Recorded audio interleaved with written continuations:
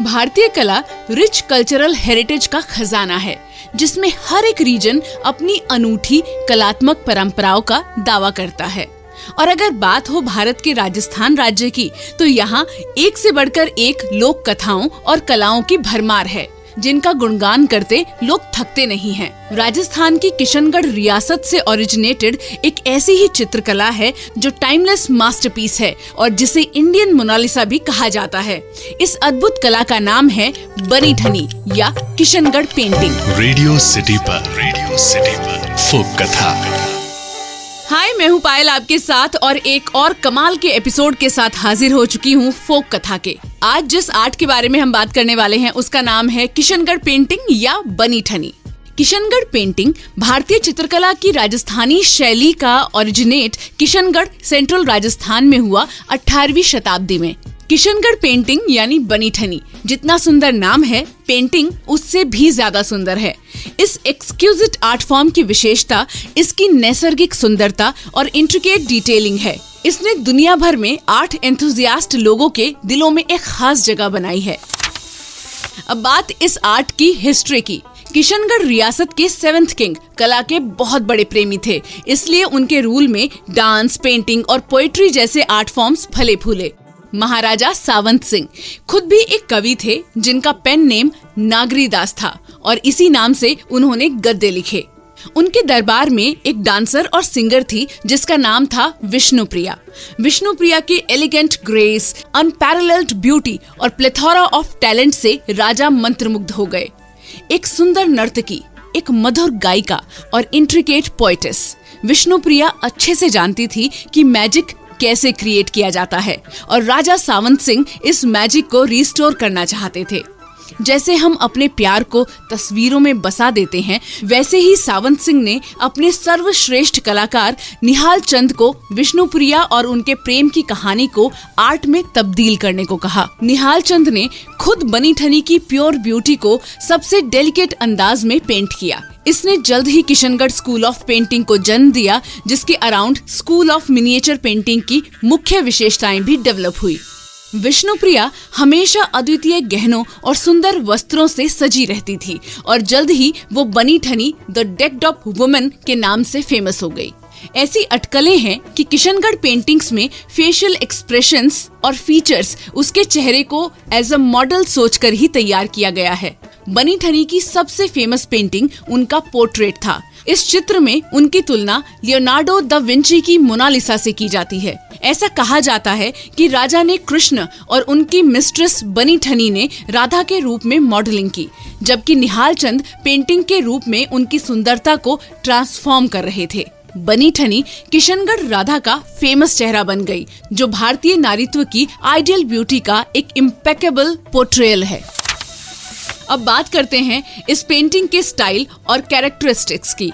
इन paintings में जिन major features को glorify किया गया है, उनमें से एक थी आंखें। अक्सर ये कहा जाता है कि सावंत सिंह बनी ठनी की खूबसूरत आंखों पे बिल्कुल मोहित थे और चाहते थे कि निहाल चंद उन्हें विशेष रूप से कैप्चर करें। यही कारण है कि बनी ठनी की आंखें पतली धनुषाकार आईब्रोज के साथ बड़े सुडौल तरीके से ड्रॉ की गई थी, अ स्टाइल जो कि इस स्कूल की पेंटिंग्स में जारी रहा। बनी ठनी पेंटिंग्स की विशेषता उनका डिस्टिंक्टिव स्टाइल है, जो मुगल और राजपूत कला के एलिमेंट्स को जोड़ती है। कलाकारों ने विजुअली स्टनिंग रचनाओं को बनाने के लिए वाइब्रेंट कलर्स और इंट्रिकेट डिटेलिंग का यूज करते हुए मिनिएचर पेंटिंग की टेक्निक्स को इस्तेमाल किया। बनी ठनी पेंटिंग्स के कुछ नोटेबल कैरेक्टरिस्टिक्स में शामिल हैं फीचर्स। बनी ठनी को अक्सर लंबी, सुंदर गर्दन, बादाम के आकार की आंखों और नाजुक धनुषाकार आईब्रोज के साथ चित्रित किया जाता है।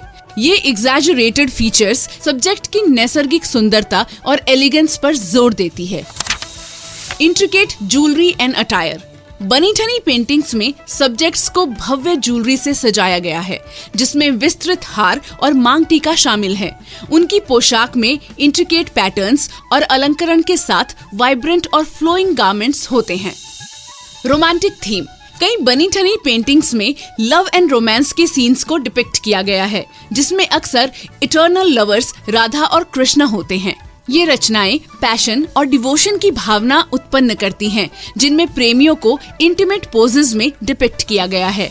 Rich colour palette. Bani Thani painting एक रिच और वाइब्रेंट कलर पैलेट का यूज करती हैं, जिसमें जूल टोन वाले रंग कैनवस पर डोमिनेटिंग होते हैं। सोने और चांदी की पत्ती का यूज कलाकृति की भव्यता और ग्रैंड्योर को और बढ़ाता है। इंडियन मिनिएचर पेंटिंग के इस आइकॉनिक पीस में हमें कला के कई सारे जॉनरास का संगम मिलता है और निश्चित रूप से सभी ह्यूमन इमोशंस के सबसे चेरिश्ड भाव प्रेम का चित्रण करते हैं।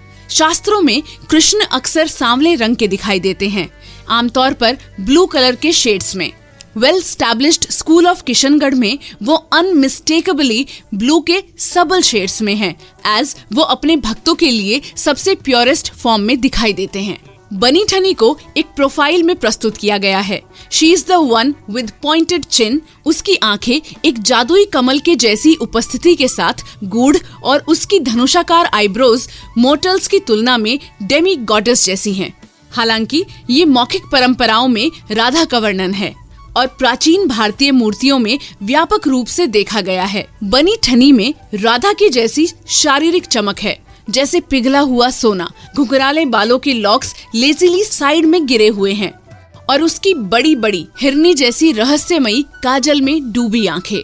ग्रंथों में उसकी नाक का विशिष्ट वर्णन है। तिल के फूल जैसी सुंदर और मोती से सजी हुई नोक। Something evident in the portrait itself। Continue. मौखिक ट्रेडिशंस में राधा पूर्णिमा के दौरान हल्के रंग के कपड़े पहनती थी और इसकी अनुपस्थिति में गहरे रंग के।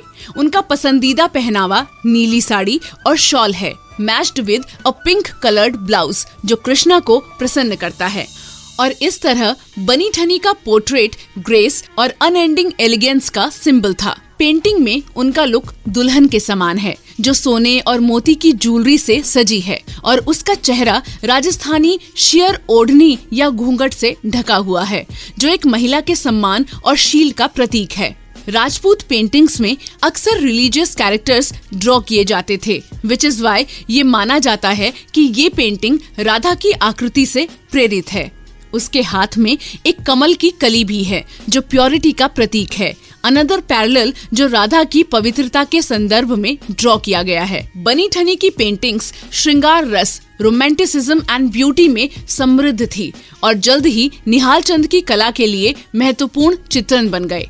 इस किशनगढ़ स्कूल ऑफ आर्ट में हर पेंटिंग में मेन महिलाओं को बनी ठनी के सेम स्टाइल में रेप्लिकेट किया गया था और उन्हें बनी ठनी के रूप में ही जाना जाने लगा। आफ्टर निहाल चंद कोई भी कलाकार इतना सक्षम नहीं था कि वो कला की इस शैली को उसी प्रयास, गहनता और विस्तार के साथ सफलतापूर्वक ले सके। इसीलिए कला की ये शैली निहाल चंद के गुजर जाने के बाद कहीं खो सी गई थी। हालांकि बनी ठनी की सुंदरता और निहाल चंद के आर्टिस्टिक एक्सीलेंस का सम्मान करने के लिए भारतीय सरकार ने 1973 में 20 पैसे के अंकित मूल्य के साथ एक स्मारक स्टैंप टिकट जारी किया, जिसने इसकी खोई हुई लोकप्रियता को वापस लाने में काफी मदद की। 18th सेंचुरी में ओरिजिनेट होने के बावजूद Bani Thani painting contemporary Indian art पर गहरा प्रभाव डालती है। इसका timeless elegance and romantic themes ने भारत और विदेशों दोनों में अनगिनत कलाकारों को इंस्पायर किया है। बनी ठनी का influence various forms of art में देखा जा सकता है, जिसमें ट्रेडिशनल पेंटिंग, फैशन और यहाँ तक कि इंटीरियर डिजाइन्स भी शामिल हैं। फैशन की दुनिया में डिजाइनर अक्सर बनी ठनी पेंटिंग्स में पाए जाने वाली इंट्रिकेट ज्वेलरी और वाइब्रेंट कलर स्कीम से इंस्पिरेशन लेते हैं। रनवे कलेक्शंस में वो कपड़े और एक्सेसरीज शामिल हैं जो इन कलाकृतियों में दर्शाए गए भव्य पोशाक को ट्रिब्यूट देते हैं। इसके अलावा इंटीरियर डेकोरेटर्स ने बनी ठनी के एस्थेटिक को अपनाया है। इसके रिच कलर पैलेट और ग्रेसफुल मोटिव्स को घर की सजावट में शामिल किया है। वॉल आर्ट से लेकर टेक्सटाइल्स तक इस आर्टिस्टिक ट्रेडिशन का प्रभाव आधुनिक इंटीरियर डिजाइन में स्पष्ट है। बनी ठनी पेंटिंग ब्यूटी, रोमांस और ऑपुलेंस के अपने करामाती पोर्ट्रेयल के साथ भारत के कल्चरल लैंडस्केप में एक प्रिय और प्रभावशाली आर्ट फॉर्म बनी हुई है। इसकी स्थायी अपील समय और सीमाओं को पार करती है। दुनिया भर में आर्ट एंथुजियास्ट और इंस्पायरिंग आर्टिस्ट और डिजाइनर्स के दिलों को लुभाती है। As we continue to appreciate भारतीय कला की रिच हेरिटेज, बनी ठनी पेंटिंग टाइमलेस ब्यूटी की याद दिलाती है, जो एक उत्कृष्ट ब्रश के स्ट्रोक्स के भीतर पाई जाती है। आई होप रॉयल्टी से भरपूर ये आर्ट, बनी ठनी पेंटिंग्स यानी किशनगढ़ पेंटिंग्स आपको अच्छी लगी होगी, ये एपिसोड अच्छा लगा होगा। इसके बारे में और जानने के लिए आप इन पेंटिंग्स को किसी भी सरकारी कला केंद्र में जाकर देख सकते हैं, या इंटरनेट पे भी इसकी बहुत सारी तस्वीरें, पेंटिंग्स और अलग अलग तरीके से इसका यूज शामिल है। आप वहां देखकर इसकी सुंदरता के गुणगान गा सकते हैं। ये एपिसोड आपको कैसा लगा आप मुझे बता सकते हैं। @भाई साहब पायल के नाम से मैं इंस्टाग्राम पर हूँ, वहां पर मुझे DM करके। एक और एपिसोड में भारत की ऐसी ही कथा के साथ आऊंगी इन फोक कथा। सुनते रहिए मेरे यानी कि पायल के साथ रेडियो सिटी पर फोक कथा।